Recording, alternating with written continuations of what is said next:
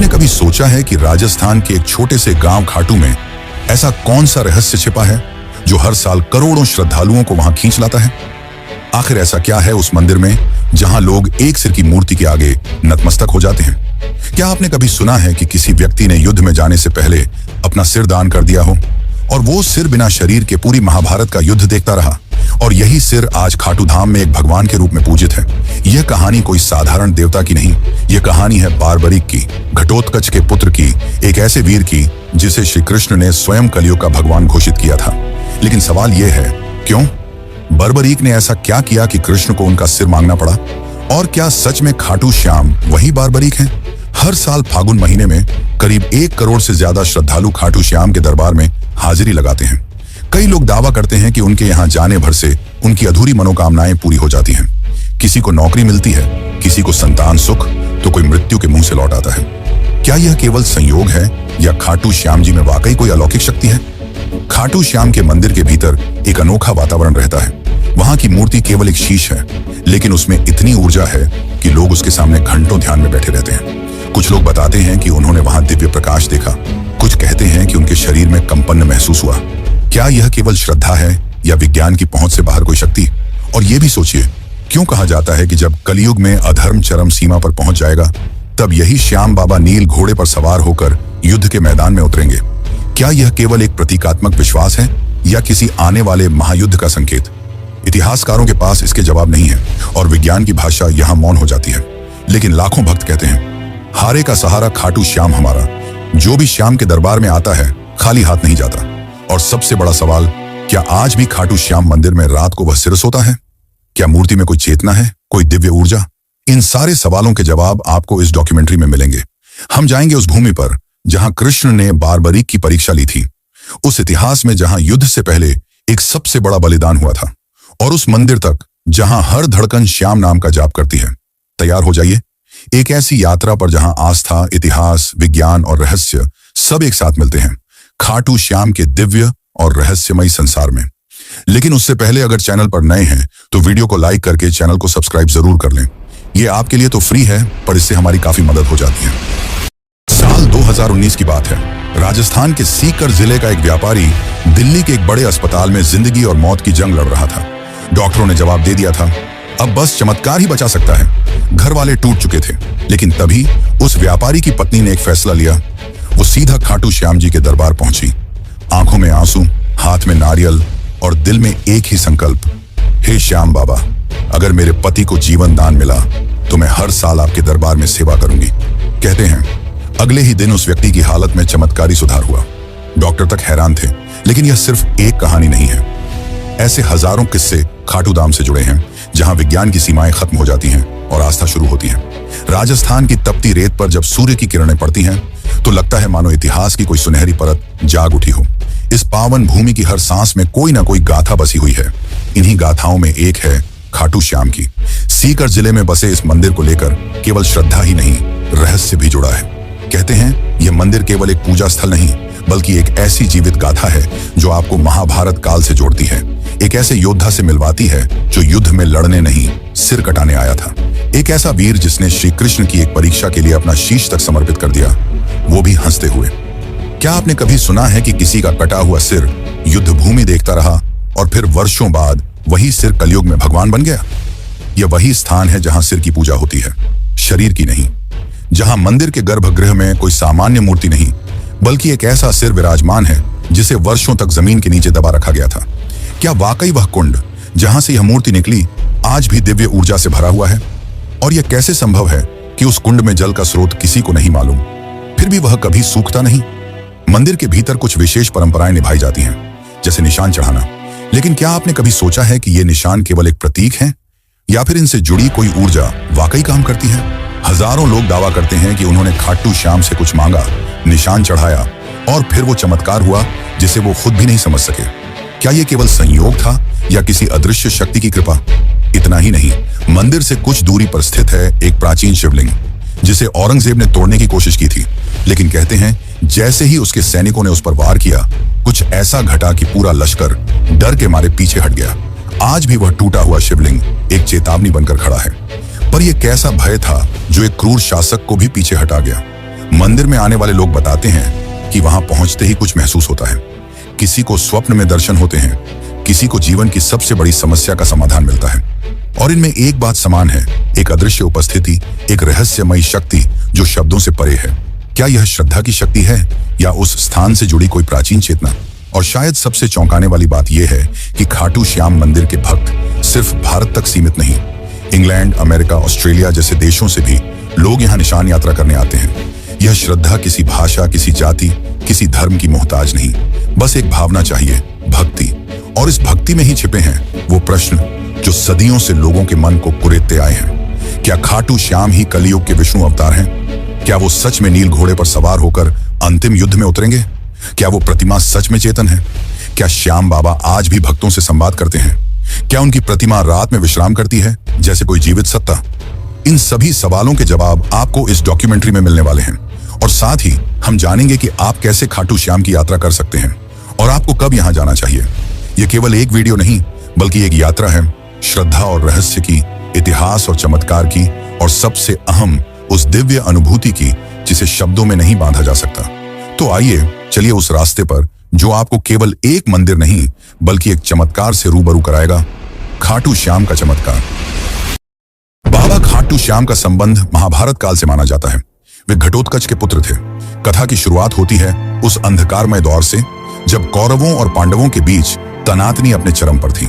हस्तिनापुर का राजमहल राजनीति, द्वेष और षड्यंत्रों का केंद्र बन चुका था। दुर्योधन के मन में पांडवों के प्रति द्वेष दिन ब दिन बढ़ता जा रहा था। उसे यह भय सताने लगा था कि यदि युधिष्ठिर को राज्य मिला तो भविष्य में कौरवों की सत्ता समाप्त हो जाएगी और वह स्वयं एक सेवक बनकर रह जाएगा। इसी भय और ईर्ष्या ने उसे एक भयावह योजना बनाने को प्रेरित किया, पांडवों को समाप्त कर देने की योजना। भीष्म पितामह ने जब धृतराष्ट्र को युधिष्ठिर के राज्याभिषेक का सुझाव दिया, तब दुर्योधन ने धृतराष्ट्र के मन में विष भर दिया। उसने कहा, यदि एक बार युधिष्ठिर राजा बन गया तो फिर कभी यह राज्य हमारे पास नहीं लौटेगा। धृतराष्ट्र युधिष्ठिर को योग्य मानते थे, लेकिन दुर्योधन के आग्रह के सामने वह असहाय हो गए और पांडवों को वाराणावत भेजने का निर्णय ले लिया। लेकिन यह सिर्फ एक यात्रा नहीं थी, यह एक घातक जाल था। दुर्योधन ने वाराणावत में एक महल बनवाया, ऐसा महल जो बाहर से तो वैभवशाली दिखता था, लेकिन भीतर से एक अग्निपाश था। लाक्षागृह यानी वह भवन लाख, चर्बी, सूखी घास और अन्य ज्वलनशील वस्तुओं से बना था। उसका इरादा था कि एक रात जब पांडव गहरी नींद में हों, उस महल को आग लगाकर उन्हें सदा के लिए समाप्त कर दिया जाए। लेकिन नियति ने इस षड्यंत्र को असफल करने के लिए एक और योजना रची थी, और उसमें शामिल थे विदुर। उन्हें इस षड्यंत्र का आभास हुआ और उन्होंने पांडवों को गूढ़ संकेतों में आगाह किया। विदुर ने सुरंग खुदवाने वाले कारीगर को भेजा और कहा कि एक गुप्त रास्ता वन तक बनवा लिया जाए ताकि आपातकाल में जीवन बचाया जा सके। फिर वह रात आई जब पुरोचन ने महल को अग्नि के हवाले करने की योजना बनाई, लेकिन इस योजना से पहले ही भीम ने प्रतिकार किया। अग्नि वहीं फैली, लेकिन अपने साथ पुरोचन उसकी योजना और निर्दोष भीलनी को भी ले गई। उधर पांडव सुरक्षित सुरंग से निकलकर हिंडनी नदी के किनारे पहुंचे और विदुर द्वारा भेजी गई नौका में सवार होकर दूर एक घने जंगल में जा पहुंचे। और यहीं से प्रारंभ होती है एक नई कथा, एक वीर योद्धा, एक राक्षसी कन्या और एक ऐसे पुत्र की गाथा जो आगे चलकर 3 बाणों से युद्ध का रुख बदलने की शक्ति रखता था। इस जंगल में रहते थे हिडिंब और उसकी बहन हिडिंबा। हिडिंब एक नरभक्षी राक्षस था जो मानव मांस खाकर जीता था। उसने अपनी बहन को आदेश दिया कि जंगल में विचरते पांडवों को मारकर उसका भोजन तैयार करे, लेकिन नियति ने इस कहानी को कुछ और ही रूप देना तय किया था। जब हिडिंबा भीम के सामने पहुंची तो वह उसके वीर व्यक्तित्व और तेजस्विता पर मोहित हो गई। राक्षसी होते हुए भी उसके भीतर प्रेम की एक ज्योति जल उठी। भीम की रक्षा करते हुए हिडिंबा अपने भाई से विरोध कर बैठी। इससे नाराज होकर हिडिंब ने भीम पर आक्रमण किया और फिर शुरू हुआ एक घमासान संग्राम। यह युद्ध शक्ति और छल का नहीं, बल्कि धर्म और अधर्म के बीच था। अंततः भीम ने हिडिंब को परास्त कर मार गिराया। इसके बाद हिडिंबा ने भीम के सामने विवाह का प्रस्ताव रखा। पहले तो भीम ने उसे अस्वीकार कर दिया, लेकिन जब माता कुंती ने हस्तक्षेप किया और एक शर्त रखी कि विवाह के बाद संतान प्राप्ति तक ही वह साथ रहे, तो यह विचित्र विवाह संपन्न हुआ। जंगल में उनका गंधर्व विवाह हुआ और वहीं जन्म हुआ एक तेजस्वी बालक का, घटोत्कच। घटोत्कच का व्यक्तित्व भीम जैसा ही था, बलशाली, पराक्रमी और न्यायप्रिय। कालांतर में उसका विवाह दैत्यराज मुरा की पुत्री अहिलावती से हुआ और उनके 2 पुत्र हुए, अंजना पर्वा और बर्बरीक। बर्बरीक यानी वह योद्धा जिसकी गाथा आगे चलकर काल के गर्व को चूर कर देगी।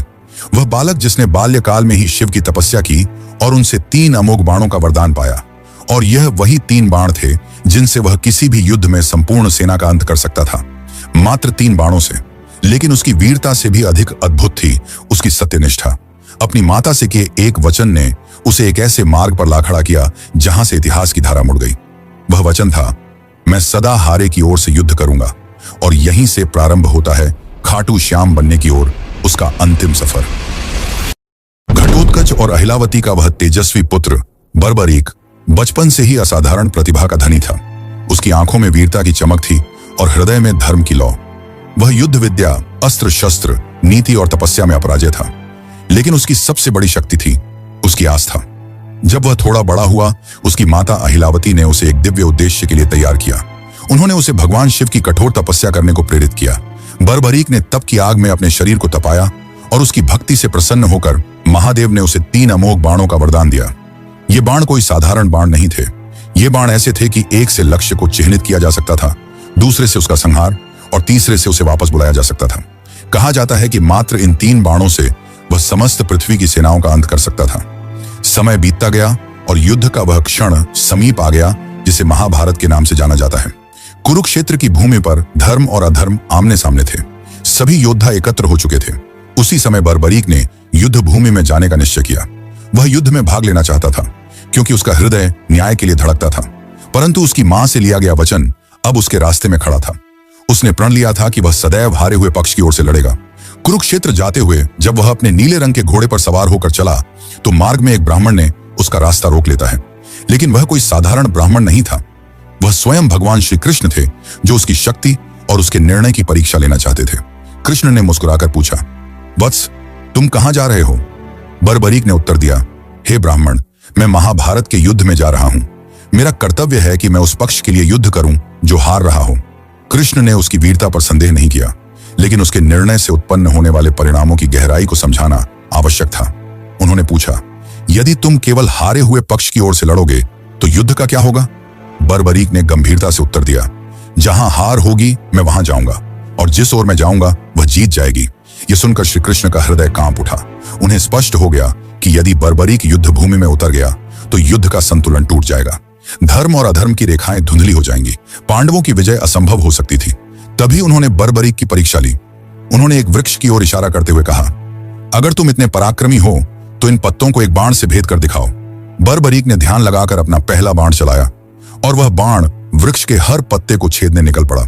लेकिन एक पत्ता बच गया जो श्री कृष्ण ने अपने चरणों तले छुपा लिया था। बाण हवा में घूम रहा था, खोज रहा था और अंत में श्री कृष्ण के चरणों के पास रुक गया।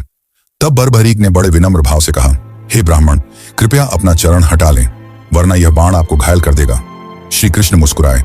उन्हें उस क्षण वह विराट पुरुष दिखाई दिया जिसमें वीरता और विनम्रता दोनों का अद्भुत मेल था। अब समय था अंतिम परीक्षा का। कृष्ण बोले, हे वीर, क्या तुम मुझे एक दान दे सकते हो? बर्बरीक ने बिना झिझक कहा, हे ब्राह्मण, जो भी मांगेंगे मैं अर्पित करूंगा। तब श्री कृष्ण ने कहा, मैं तुमसे तुम्हारा शीश मांगता हूं। क्षण भर को सन्नाटा छा गया, लेकिन न तो बर्बरीक भयभीत हुआ न विचलित। उसने बस एक आग्रह किया, हे ब्राह्मण, आप अपने असली रूप में प्रकट हों, क्योंकि ऐसा दान कोई सामान्य व्यक्ति नहीं मांग सकता। तभी श्री कृष्ण ने अपना विराट स्वरूप प्रकट किया, चतुर्भुज, पीतांबरधारी, सुदर्शनधारी, चंद्रवदन श्रीहरि के रूप में। बर्बरीक ने हाथ जोड़ ली। उसे अब स्पष्ट हो गया कि यह कोई साधारण युद्ध नहीं, बल्कि धर्म और अधर्म की अंतिम परीक्षा है। तब श्री कृष्ण ने कहा, हे वीर, तुम्हारा बल, तुम्हारा त्याग और तुम्हारी भक्ति इस युग को दिशा देंगे। मैं चाहता हूं कि तुम युद्ध भूमि में दर्शक बनो। मैं तुम्हारे शीश को अमृत से स्नान कराऊंगा। तुम पूरे युद्ध को देखोगे और न्याय के आधार पर निर्णय दोगे। और सुनो, कल युग में जब धर्म क्षीण होगा तब लोग तुम्हें हारे का सहारा कहकर याद करेंगे। वे तुम्हारे सिर की पूजा करेंगे क्योंकि उसमें मेरा अंश रहेगा। तुम्हारा नाम होगा श्याम और तुम मेरे ही रूप में पूजे जाओगे। श्री कृष्ण ने अपने हाथों से उसका शीश लिया और उसे युद्ध भूमि की एक ऊंची पहाड़ी पर स्थापित किया, जहां से उसने महाभारत का संपूर्ण युद्ध देखा, न्याय की दृष्टि से, बिना किसी पक्षपात के। और इस प्रकार जन्म हुआ खाटू श्याम का। जितना ही रहस्यमयी खाटू श्याम है, उतना ही रहस्यमयी इस मंदिर का निर्माण। तो चलिए अब जानते हैं मंदिर के निर्माण की असली कहानी। खाटू श्याम मंदिर का इतिहास उतना ही गूढ़ है जितनी इसकी महिमा। जब जब कालखंड चुप रहता है, तब तब कोई स्थल, कोई घटना, कोई संकेत स्वयं बोल उठता है। और खाटू श्याम धाम का निर्माण भी एक ऐसी ही पुकार से आरंभ होता है। यह केवल ईंट और पत्थरों की रचना नहीं थी, बल्कि यह उस अलौकिक चेतना की पुनः अभिव्यक्ति थी जो कलयुग में मानवता का अंतिम सहारा बनकर अवतरित हुई।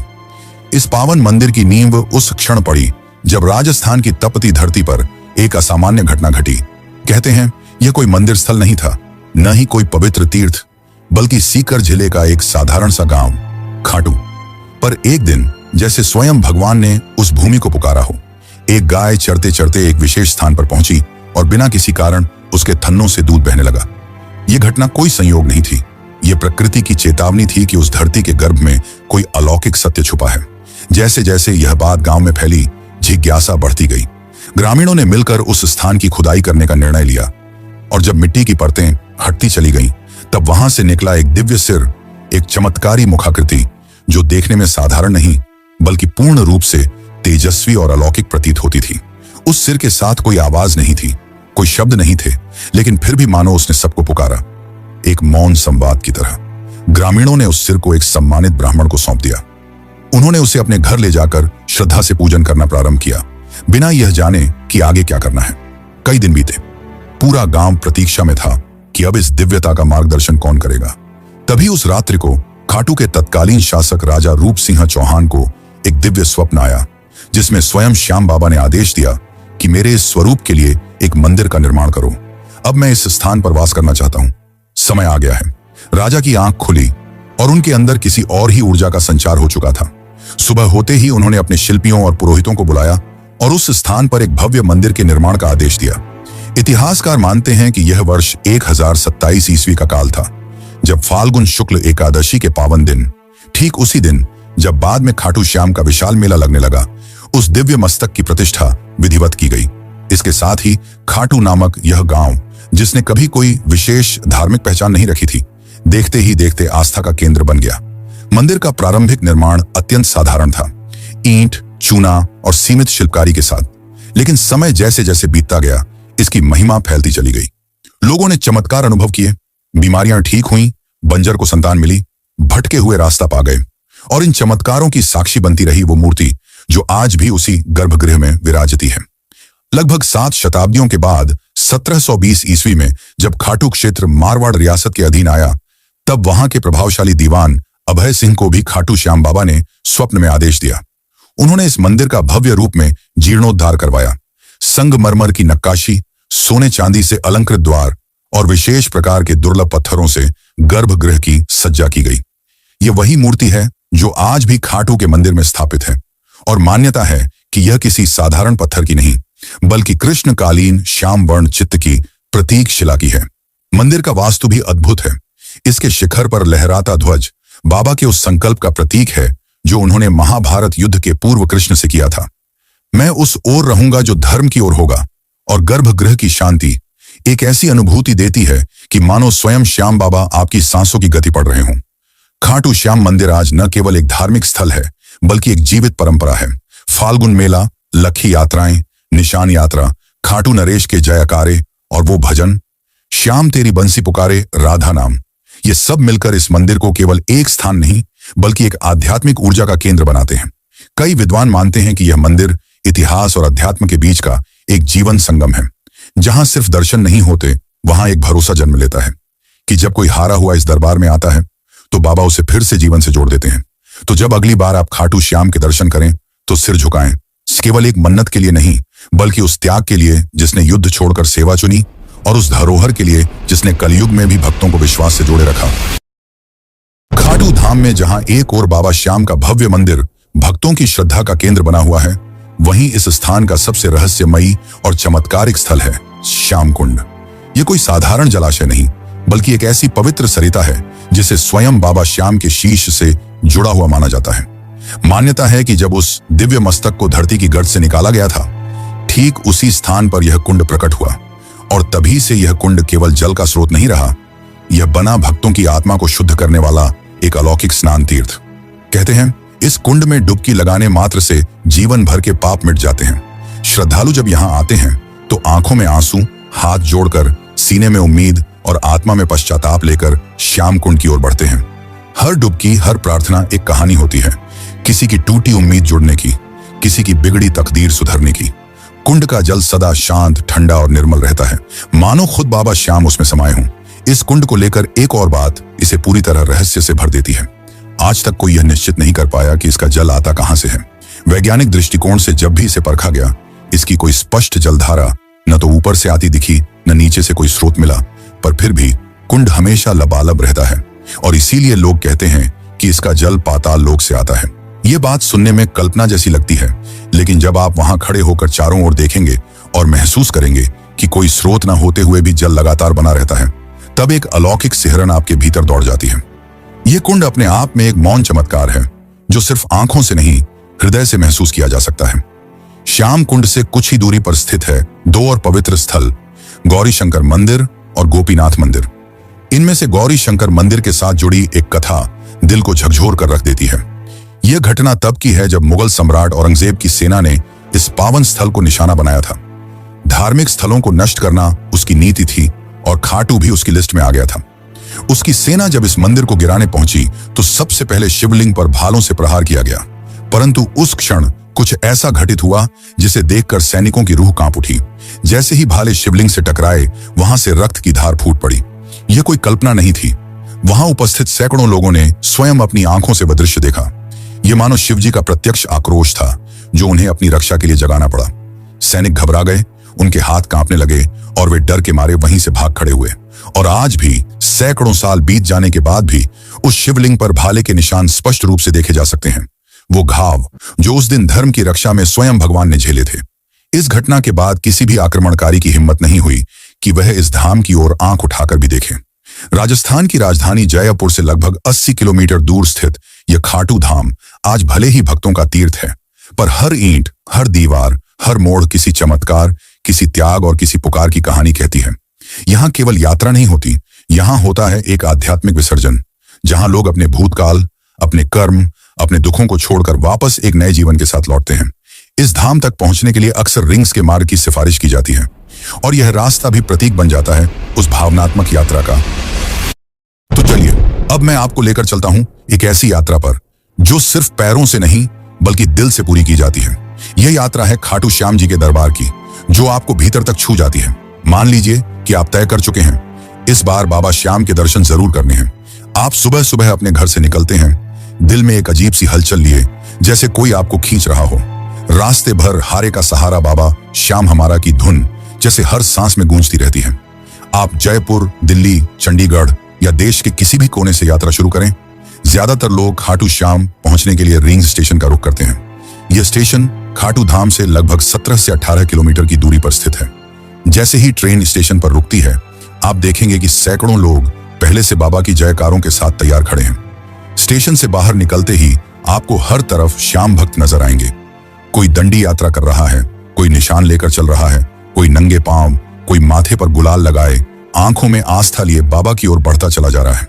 अगर आप पैदल यात्रा करना चाहते हैं तो रिंग्स से खाटू श्याम तक की ये लगभग 17 किलोमीटर की यात्रा आपके लिए एक तपस्या जैसी बन जाती है। रास्ते में भक्त भजन गाते हुए चलते हैं, श्याम तेरे भक्त दीवाने जैसे गीत हवा में गूंजते हैं। जगह जगह पर लंगर लगे होते हैं, जहां स्थानीय लोग और स्वयंसेवी संस्थाएं श्रद्धा से भोजन, पानी और विश्राम की व्यवस्था करते हैं। कोई आपको कंधा पकड़कर आगे बढ़ाता है, कोई पंखा झलता है और कोई आपके पैर दबा देता है। ये वो यात्रा है जहां अजनबी भी अपने से लगते हैं। अगर आप पैदल नहीं चल सकते या समय कम है तो ऑटो, टैक्सी, बसें भी आसानी से उपलब्ध हैं, जो आपको सीधे मंदिर के निकट ले जाती हैं। लेकिन जो मजा उस पैदल यात्रा में है वो शब्दों में नहीं बताया जा सकता, वो तो खुद चलकर ही महसूस किया जा सकता है। जैसे जैसे आप मंदिर के निकट पहुंचते हैं, हवा की खुशबू बदलने लगती है। गुलाल, चंदन, अगरबत्ती, फूलों की मिलीजुली महक मन को शांति देती है। मंदिर के बाहर आपको बड़ी संख्या में दुकानें मिलेंगी, जहां से आप प्रसाद, चुनरी, निशान, माला और बाबा के वस्त्र ले सकते हैं। कुछ श्रद्धालु यहां से बाबा के लिए विशेष भेंट लेकर जाते हैं। कतार में लगने से पहले आप अपने पैरों को श्याम कुंड के शीतल जल में धो सकते हैं। मान्यता है कि यहाँ स्नान करने से आत्मा तक शुद्ध हो जाती है। फिर आती है वो घड़ी जिसका इंतजार आपने न जाने कितने दिनों से किया होता है, दर्शन की घड़ी। कतारें लंबी हो सकती हैं, लेकिन बाबा का दरबार ऐसा है कि कोई थकता नहीं। मंदिर परिसर में भजन मंडली लगातार श्याम राग गा रही होती है। जैसे ही आप गर्भगृह में प्रवेश करते हैं और सामने बाबा श्याम की मूर्ति दिखती है, वो नीली श्याम रंग की आंखें, मोर पंख, श्रृंगार से सजे स्वरूप को देखकर ऐसा लगता है जैसे बाबा अभी बोल पड़ेंगे। उस पल में समय जैसे रुक जाता है, सांसें थम जाती हैं और आंखें नम हो जाती हैं। दर्शन के बाद आप वहीं मंदिर परिसर में बैठकर कुछ देर आंखें बंद कर लें तो लगेगा जैसे जीवन में जो उलझनें थीं वो हल हो गई। बाबा की कृपा सिर पर महसूस होने लगती है। मंदिर के पास ही आपको भव्य हवन कुंड मिलेगा जहां श्रद्धालु अपनी मनोकामनाओं की पूर्ति के लिए आहुति देते हैं। मंदिर के बाहर आपको प्याऊ, प्रसाद वितरण केंद्र और आराम के लिए साधु संतों की छांव में बैठने का भी अवसर मिलेगा। अब जब आप वापसी के लिए कदम बढ़ाते हैं तो मन भारी हो जाता है। लगता है काश थोड़ी देर और रुक सकते, पर बाबा का आशीर्वाद लेकर लौटना ही होता है। साथ में लेकर जाते हैं उस यात्रा की स्मृतियां, वो चांटिंग की गूंज, वो प्रसाद की मिठास, वो कुंड की ठंडक और बाबा के दर्शन की गर्माहट। ये यात्रा कोई सामान्य तीर्थ यात्रा नहीं, ये एक भावनात्मक पुनर्जन्म है। यहां आप कुछ छोड़कर नहीं जाते, आप कुछ लेकर नहीं जाते, आप खुद बदल कर लौटते हैं। और जब कोई आपसे पूछता है कि कैसा रहा खाटू श्याम जी का सफर, तो आप मुस्कुराकर कहते हैं, बाबा ने बुलाया था और सब कुछ बदल गया। तो दोस्तों, अगर आपको यह खाटू श्याम जी की रहस्यमयी और भावनाओं से भरी यात्रा पसंद आई हो तो इस वीडियो को एक प्यारा सा लाइक जरूर दीजिए और कमेंट में जय श्री श्याम लिखकर अपने भाव प्रकट कीजिए। ऐसे ही अद्भुत और दिल छू लेने वाले आध्यात्मिक रहस्यों से जुड़ी कहानियां पाने के लिए सब्सक्राइब जरूर करें और बेल आइकॉन दबा दें ताकि अगली वीडियो की घंटी सबसे पहले आपके पास बजे। और क्या आपको पता है दुनिया के सबसे अमीर मंदिर के चौंकाने वाले रहस्यों के बारे में, जहां चुपचाप छिपा है एक ऐसा रहस्य जो सुनकर आप भी चौंक जाएंगे। तिरुपति बालाजी मंदिर के चौंकाने वाले रहस्य, बस यहां पर क्लिक कीजिए और अगली यात्रा शुरू कीजिए।